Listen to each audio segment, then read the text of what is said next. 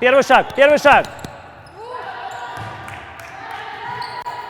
Вверх, слайдами. Славянка вовсю готовится к долгожданному возвращению в большой баскетбол. Состав клуба уже укомплектован, и сейчас команда сфокусирована на отработке точечных игровых действий. Готовит команду Захар Чернявский, ранее работавший в тренерском штабе юниорской сборной России по баскетболу. Продолжаем готовиться. У нас до первых игр чуть меньше, чем неделя, поэтому, думаю, будем готовы, будем в оптимальном состоянии. Старт сезона и первая игра сезона, она всегда волнительная и всегда, особенно в женском баскетболе. Надеюсь, что мы в полной мере сможем вернуть тот женский баскетбол, тот уровень женского баскетбола, который был в Челябинске. Потому что женский баскетбол в Челябинске – это и команда «Славянка», да, это команда с очень большой историей. Для качественной подготовки спортсменов и проведения домашних игр на высшем уровне по инициативе Фонда поддержки спорта Челябинской области было предложено оборудовать под баскетбольную площадку тренировочный зал во вновь открытом центре олимпийской подготовки по шорт-треку. БК «Славянка» свою подготовку к сезону проводит именно здесь. Здесь хороший зал,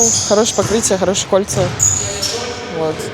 И, в принципе, от дома в шаговой доступности. Мы уже давно здесь тренируемся, поэтому привыкли, и я особой разницы не вижу. Все удобно и практично. Мы живем рядом с шорт-треком.